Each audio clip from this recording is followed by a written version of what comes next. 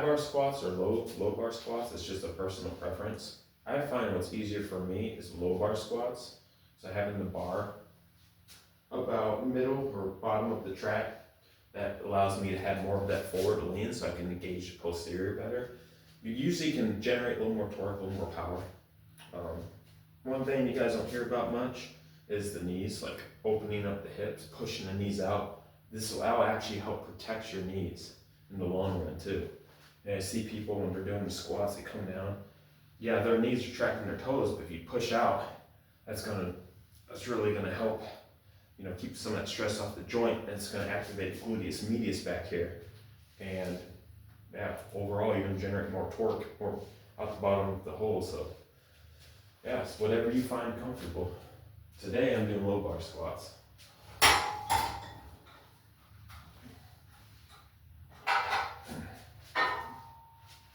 Just a slight lean, don't need to exaggerate it too much. Always deep breath, no matter the weight you're doing.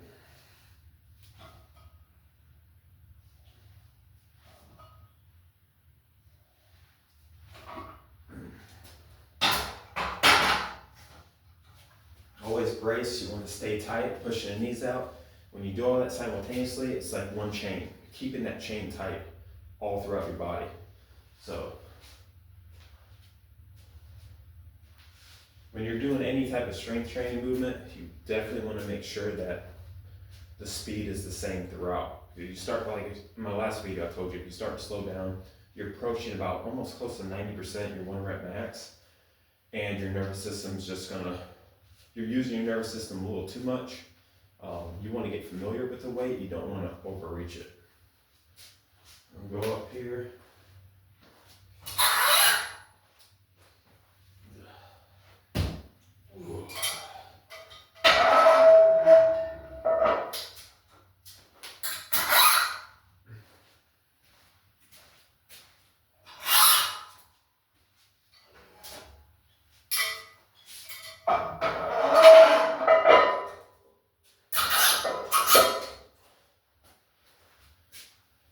Guys, there's maybe, look at all that slack. There's maybe 10 pounds at the bottom. I try to make up for it once in a while. It's not making a whole lot of a difference. Bands help a lot, especially if you have plenty of resistance, because on the top, the least amount of weight is on the top. So you're getting used to that bar being on your back.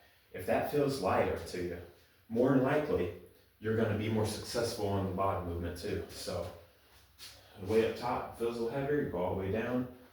Now the weight has been taken off. So it tricks your central nervous system into thinking, okay, the weight on top is the same as the weight as the bottom.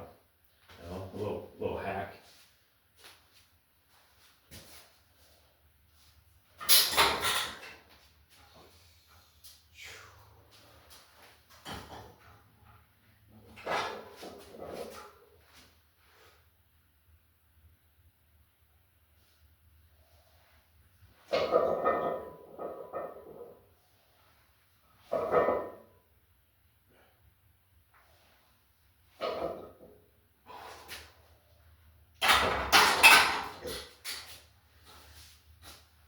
When I used to go to the gym all the time, I'd always be on, the first thing I'd go to is the Smith machine.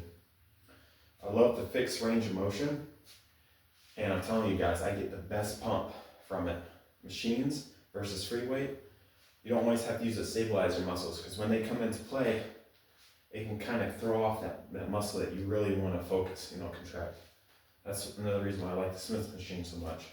Better pump, more control, and you're specifically targeting the muscle. So it's great. If you haven't tried it already, or you guys are like, Smith machine ain't for me, I'd rather do free weight, that's fine too. Build up your stabilizer. I say do both. Go up.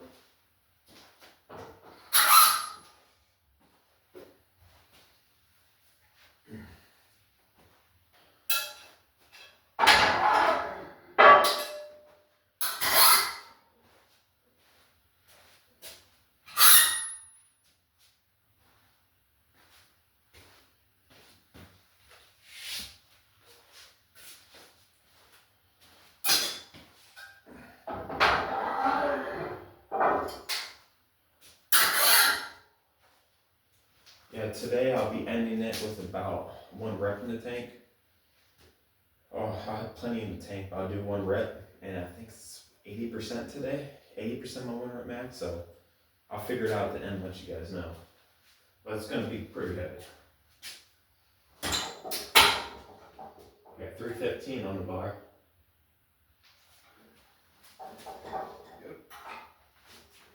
Starting with 1 rep here.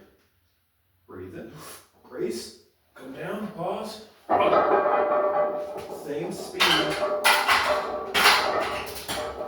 It's the same speed as the 225.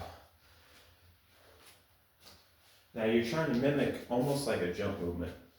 So you guys see me, I never have to go, I don't go ATG. A lot of times when you do that, you get flexion in your lower back and then you have increased risk of injuries. 90 degrees, right there, back up. So in this case, when you're doing athletic movement, explosive movements, you want to generate the most power as possible. So, you know, when people jump, you see them jump, they're not jumping from right here. They're not going all the way down jumping. They're jumping from maybe 45, 60 degree angle somewhere around there, and they're explosive with, explosive. Same thing we're imitating here. It's all about the speed. That's what you want, but not going to failure.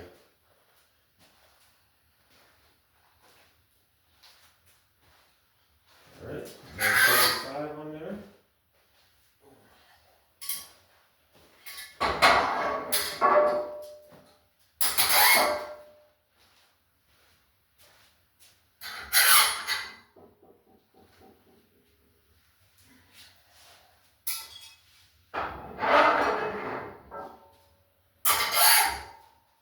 All right, we got 385 on the bar, same thing, going down, explode. I want the speed to be the same as my last attempt.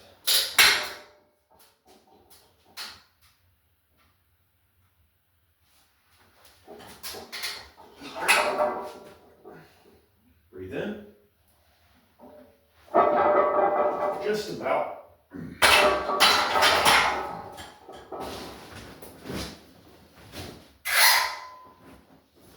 All right, go up again. Put another 35 on there. I'm like, where in the world is all my plates?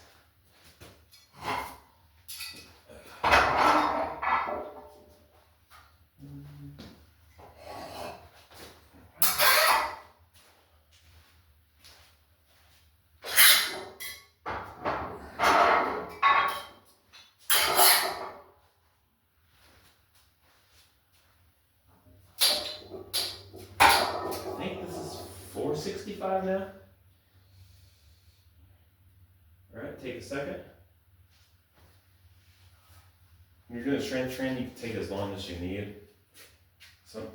There's times I do like 5 to 10 minutes in between each set. You want your heart rate to slow down. You want to be able to get some of that lactic acid out of there. You're not doing a whole lot of reps, so yeah, it's going to be easier to be more explosive. You just want to get the CNS firing to recruit as many muscle fibers as possible. So.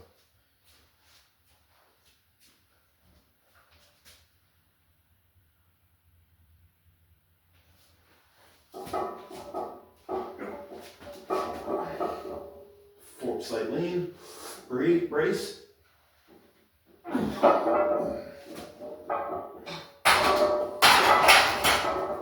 Start to slow down just a hair. I'm gonna go up a little bit, probably another 40.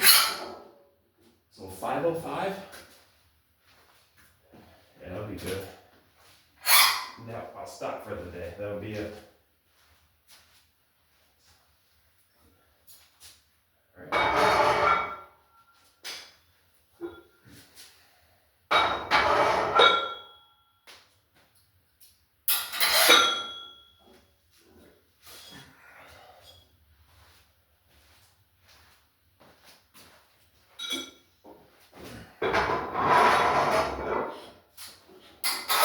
All right, guys, 505 speed rep. Let's see if it moves just as fast as the other lifts. If it doesn't, that's okay. Maybe I should have just stayed at 465. You want to do this, probably want to do this around 3 times a week. Do that for about two weeks, and then go back up to about 95%, and then test your 1 rep max. The weight should feel easier sometimes.